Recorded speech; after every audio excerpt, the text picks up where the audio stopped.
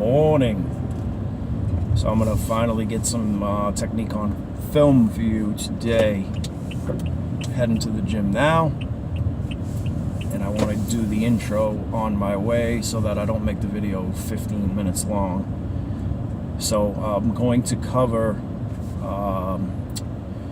basic arm lock from mount, but I'm going to cover it in the context of 3 different situations, assuming I'm teaching it to somebody that's completely green, that doesn't know anything about an arm lock. We start in the most basic of situations, fundamentally building the arm lock from a grappling scenario, so 0 strikes.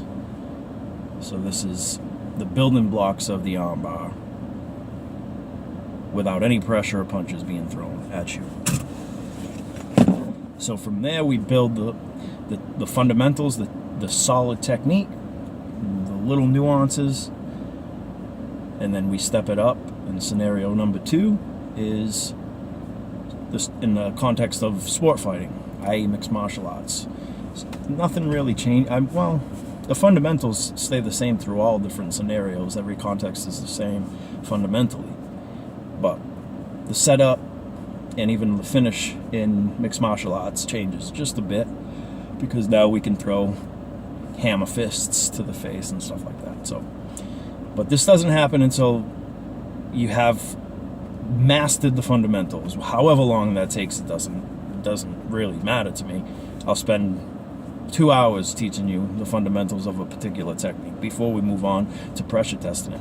But it has to be pressure tested. You guys are going to hear me say this a million times, and you're going to get sick of hearing me say it. But I truly believe if you're not pressure testing, you're all freaking shit.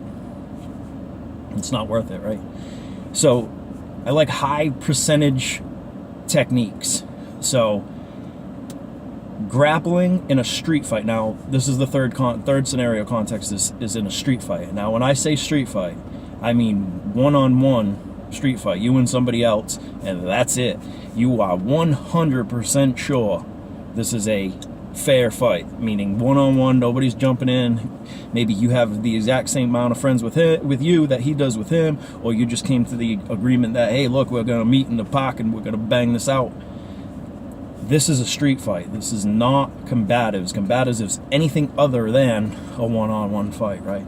Do not go to the ground in combatives. Do not go to the ground. You still have to learn these techniques and some ground fighting, because I have to know how to defend against it. But, and just in case you end up on the ground, well, hey, then you can, if you use it, you use it. But I'm talking about the context of a street fight. Please, please, please, please understand.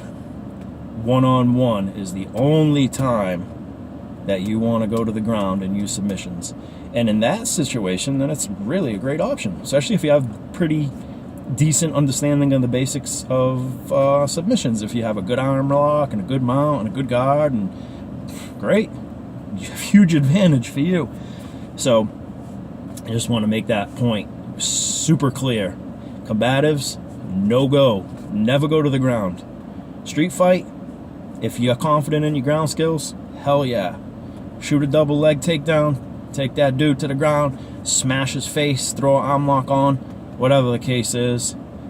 Ground fighting in a one-on-one fight, completely acceptable. Now, that being said, the fundamentals don't change in the street fight version of their arm lock either. And I'll show you, I'm going to walk you through the technique in the gym here in a few minutes.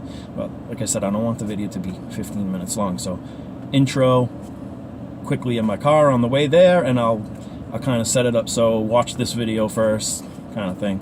But so back to technique. The fundamentals don't change in the street fight. Hey birdies, there's a little birdie. But what does change is we can get dirty, right? We can like give you a few options when we get in the gym. But you can smash the palm heel into the face. You can heel them in the side of the face. Yeah, a lot of things change with the finish of the technique and the setup. Yeah, what's up, dude? Skateboarder. So that's all. I'll walk you through them. So what we're going to cover is real quick recap. Arm lock from mount. Basic, straight arm lock from mount. This is not a mount video. It's not a transition video. I know I'm going to get comments, guys, saying, oh, white belt knows how to vend that. Yeah, no shit, dude.